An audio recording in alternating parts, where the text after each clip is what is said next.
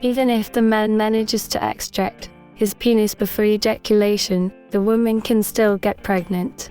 Some couples don't really follow contraception because they believe they are doing everything right. Namely, the man removes his penis from his vagina a moment before orgasm. No sperm, no babies, right? No real. This is the worst method of contraception. You can never tell for sure if sperm leaked while you were having sex. Also, any man produces preseminal fluid long before orgasm, and it can be quite enough to conceive, because the preseminal fluid contains a sufficient number of sperm. Therefore, this method of contraception, if you can call it that, is completely ineffective. Stop playing games and use a condom. Continuing in the same vein, don't be surprised if one day your lady surprises you with the size of her enlarging tummy. If you do not want to have children, it is unlikely to be good news for you. So stop taking risks, stop being picky, and start using condoms. If you are categorically against condoms, try to convince your significant other to use other methods of contraception. Contrary to popular belief, not all men dream that their partner has breasts of size 5. Even the 4th is too big. Most members of the stronger sex do not consider the size of the chest as important, but its shape and firmness. And these parameters are often at a height with the owners of small busts. After all, small breasts are light, and more often have an attractive and taut appearance, sag less and stay in shape longer. Love and chocolate do not exist separately.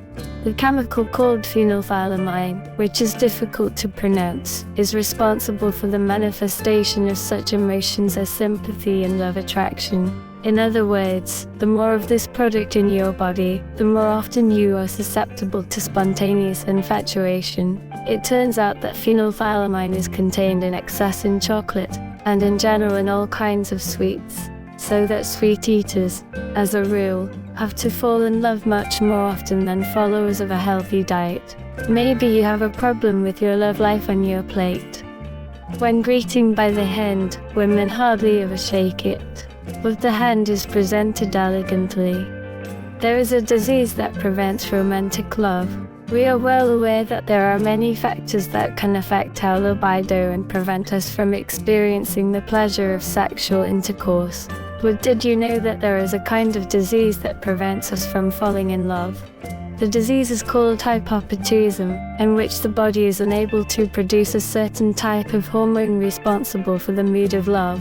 One of the dramatic results of this rare disease can be the inability to experience the full range of feelings inherent in being in love. Alas, there is still no cure for the disease of unromanticism, but there is a whole range of drugs that can normalize the level of hormones in the body. The chances of love increase if you talk about yourself positively. Researchers from Concordia University have found that at the beginning of a relationship, the so-called framing effect, that is, the focus on positive or negative information about a person, plays an important role. This is especially important for women who, due to an evolutionary phenomenon known as parental investment theory, are more suspicious of negative information when evaluating a potential partner.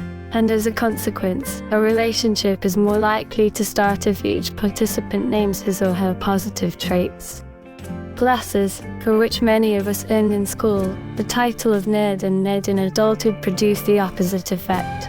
Behind them a woman seems fragile and defenseless, unless, of course, you squint like a hired killer with a rifle when trying to discern something from a distance, or on the contrary, confident and independent, both awaken man's sexual fantasy.